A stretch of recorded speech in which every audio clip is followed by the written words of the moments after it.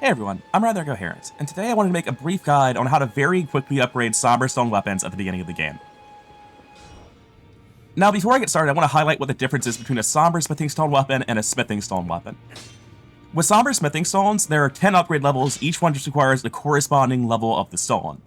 But with Smithing Stone weapons, there are 25 upgrade levels, and the way it works is for the first upgrade you need 2 Smithing Stone 1s, then 4 Smithing Stone 1s, then 6 Smithing Stone 1s, and then you go up to Smithing Stone 2s. You need 2, then 4, then 6, so on and so forth, all the way up until 25, at which point you just need a single of the highest tier, same as Somber Smithing Stones. And aside from the difference in upgrade path, requiring loads of Smithing Stones or just a couple of Somber Smithing Stones, the difference between Somber weapons and normal weapons is that Somber weapons cannot have their Ash of War changed. They're always going to be using the same Ash of War and the same scaling, you can't affect it, whereas with Smithing Stone weapons, you can change out your weapons and customize them through the Ashes of War. And likewise, you can customize their scaling while you're doing that. However, the downside of these Smithing Stone weapons, at least at the start of a playthrough, is that they're tremendously harder to upgrade. I only need 9 Somber Smithing Stones to get a weapon all the way to plus 9, which is the equivalent to about a plus 22 normal weapon. But to get this Smithing Stone weapon up to the equivalent, I would need something like 86 Smithing Stones, which is not only harder, but I think actually impossible to run around the world and get those A quickly and B without fighting anything. So at least for me, early in a playthrough, I'm trying to blitz through the game. I just want to find a Somber Smithing Stone weapon and stick with that until much later, once I've got the ball bearings to buy the upgrade materials for Smithing Stone weapons. Now that I've broken down the difference between Somberstone weapons and normal weapons, I want to show you how to get a Somberstone weapon up to plus 9 right at the start of the game. Now, to get these Smithing Stones, there are 3 relevant graces. For 1 through 4, we need to go to the Road to the Manor. For 5, 6, and 7, we need to go to Main Academy Gates, or Volcano Manor if you already have it, but this character does not. And for 8s and 9s, you'll need Fort Feyroth. The important thing here is that you can run to all of these places right from the start of the game. Starting with the Stormhill Shack, I'm going to run around and show you how to get to all of these graces. And then I'll have a timestamp at the end of that for what we're actually going to be doing at them. To get to Smithing Master, EG, and Volcano Manor, you're going to need to run north to Liurnia. And obviously, you can just go there through Stormvale Castle if you're playing the game properly, but that's not what we're here for. You can also just take the path around the cliffside and go past Stormvale Castle entirely. And while all this running around might seem a little bit obnoxious if it's the first thing your character is doing, it's honestly not a big deal, because there are several other things a character might want to run around for right at the start of the game. I've already got 2 other guides up on things like Radagon Sword Seal and Early Blast upgrades, and all the running around you're doing for those things sort of overlaps with the running around for this. If you were doing this just for the Smithing Stones, it might be something of a hassle, but since you're getting various other things along the way, it's really not a big deal. Once you make it to the swamp in Liurnia, continue following the path until you come to a teleporter. You'll know you're almost there when the area opens up and the Revenants start to spawn. It's right past the Grace. And this teleporter is going to skip the rest of the swamp and take us directly to Raya Lucaria. Make sure to land on that rock when you're jumping off the bridge, otherwise you'll die to fall damage, and then head west until the area opens up, and then north to the dragon. Of course, if we're a new character, we can't actually get into Raya Lucaria, you'll need to pick up the Glintstone Key. And then, as always in these sorts of guides, run past the dragon, grab the key, and continue on your merry way without a second thought. This is where the key would be, if I hadn't already acquired it. Next, continue heading north through the swamp. There's a waypoint in this area that we want as well. It's the one for Blacksmith EG. Once the trees finally thin out, you're almost there. North through the small pocket of woods, you'll encounter some ruins. And either around the ruins or through the illusory wall, you will find Blacksmith EG. And much like with Raya Lucaria, I'll explain why he's important once you've gotten all the bonfires and I'm showing you what you actually need to do to get all of these Somberstones. The King's Realm ruins are our final destination. We're almost there.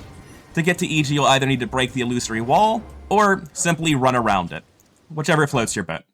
And there's one more grace that we'll need before we can get started grabbing all these materials. We're going to warp back to the first step and run east to the Dragonburnt Ruins. We're going to go downstairs to the fake prize room, open the chest, fall for the teleporter trap, and warp into Caitlin. It's not uncommon for the pest threats attack to get you there, or for your game to crash. Both of those things are fairly normal. So like I was saying the first time, once you get out of Celia Crystal Tunnel, simply ride across the swamp to Celia Town of Sorcery, and we have a little bit of platforming to do there to open the path forward. There is a barrier in this town that you'll need to open if it's your first time here. This character's already run through once, but I'll be showing you where it would be. You'll need to climb it all on the back of this house, run across the roots, up the ladder, and light this brazier. This archway next to the golden tree is the pathway that is opened by that brazier. From here, you'll continue up the switchbacks until eventually you run past the boulder trap. It's not a big deal, I promise. You'll also be running past the Church of Plague, which fits nicely into various other early game routes where you can grab these golden seeds and sacred tears to upgrade your flask along the way. From there, we're going to continue north towards the cliff face and take a spirit well up towards Dragon Barrow. And again, there are various other things you want to do here early. Fort Feyroth has the Radagon Source Seal and the Dectus Medallion. If you were a genuinely new character, there would be a giant dragon here that you could waste 4 minutes of your life bleeding to death in exchange for 80,000 souls. But for now, we'll just be grabbing the Grace at Fort Feyroth and getting back with everyone who took the timestamp forward. Now that we're all on the same page with our Graces, to get Smithing Stones 1 through 4, you simply need to talk to Blacksmith EG. He sells you Smithing Stones 1, 2, 3, and 4 for a grand total of 15,000 souls. Then to upgrade all the way to +9, you'll probably need about another 5 to 10,000 depending on the weapon. I trust that you can figure out how to get 25,000 souls. I'll leave that to you. Next up, we head back to Liurny of the Lakes, and we use the Glintstone Key to enter Raya Lucaria. Getting Smithing Stones 5, 6, and 7 is the most difficult and sequence-breaking part of this strategy. In fact, Smithing Stone 7 should be a bottleneck preventing us from getting the higher end stuff for a very long time, but there's a very clever jump to get to it early and thus avoid that bottleneck. For now though, even though we don't have to fight anyone, we certainly have to run past a lot of enemies to get to where we're going. If you know how to do the Volcano Manor warp, then you already know what's happening.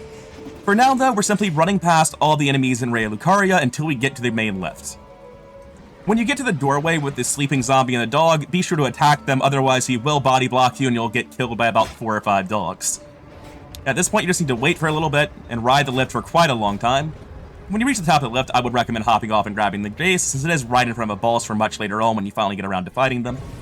But then head right back down the cliff and wait for the lift to get back to you so that you can take it down. All the way down. And once you finally reach the bottom, there's a version of Ductor down here that's going to give you a big hug and take you away to Volcano Manor once it finishes killing you. If it does the rolling attack towards you first, be sure to roll or block that, because it does have to kill you with the grab attack.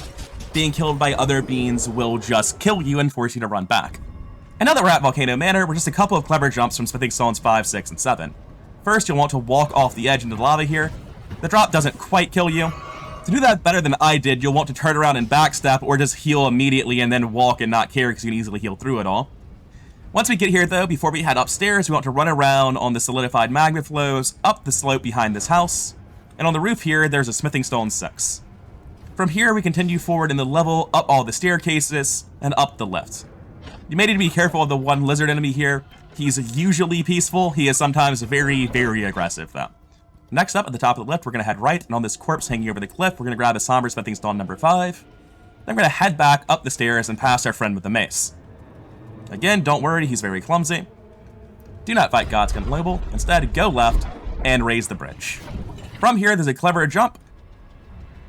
Actually, let's talk about this for a hot second, because it's going to be important that you know how to do this platforming bit.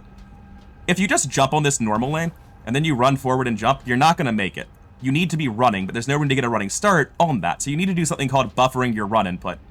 If you jump and then hold down run while you're in the air, you'll start running as soon as you begin to move. And you need to do that to actually make this jump. So when you're hopping up here, start holding down run, and then when you run forward, you can easily make the jump. 2 jumps to get up to the top, and then jump over here. Do that last jump way too late. You're going to feel like you're falling. Don't worry about it. Even if you do, it's an easy second try. And now that we're up here, walk past this man, grab the Smithing Stone, and run past him as well. To get out of here, you will have to find and rest at a bonfire. There are 3 different options for that. 4, technically. You can die and go the other route to the Virgin of Ductor's boss. You can kill Godskin Noble and use his bonfire. You can run through the whole level for the bonfire in the building at the end. Or you can simply continue this direction and get the bonfire in Volcano Manor. This is far and away the easiest. And then once you've found a Grace in this area, resting at it will allow you to fast travel again. Because if you don't rest at a Grace, you are currently trapped. You're not allowed to do anything. So, let's rest and move on with our lives. Since dying is an intentional part of this strategy though, I would recommend not going down the lift with 60,000 souls, otherwise they're going to be down there. So I'll be taking a slight detour to pick this up. I would just recommend spending your souls before you go down the lift. Lastly, coming to Fort Feyroth, we're going to head northwest towards the Divine Tower of Caelid. It's there that we'll be getting our Somber Smithing Stones 8 and 9. Now, as we approach the Divine Tower of Caelid, first we're going to head up to a scarab awaiting on a branch. This scarab holds one of the Somber Smithing Stones we still need, and you will notice these are going to take a very long time to kill. That is an unfortunate fact of life, but more likely than not, you won't have to do all that damage to them. because our friend Gravity will do the rest for us. And there's our Somber Smithing Stone 8. Then we head right back the way we came, and we head down this time. At the base of the cliff, there's a small circle of dudes and chairs. Most of them have garbage, but one of them has a Somber Smithing Stone 9. And just like that, we've got all 9 Somber Smithing Stones. We upgrade a weapon almost to max level right at the start of the game. There are plenty of great options for this. Things like Moonveil and the Golden Halberd stand out, but there are also plenty of weapons that are just really solid choices, if not particularly spectacular. They look a whole lot better than the competition when the competition is at +6 normal, and these are +9 Somberstone weapons, equivalent to more or less +22 normal. So honestly, I find it very hard to argue for using normal weapons early. Once you have the bells, you can easily upgrade normal weapons, they compete with this, but you can just get a +9 weapon right at the start of the game, and if you're not doing that, then it makes the game more engaging, and I actually prefer to do it that way, but it's not the better way to play. You're specifically handicapping yourself to make the game more fun, because you could have just gotten a +9 Somber weapon and crushed the game. Anyways, that's it from me. I've been Rather Incoherent. I hope the guide was useful, that you enjoyed the video, and I'll see you in the next one.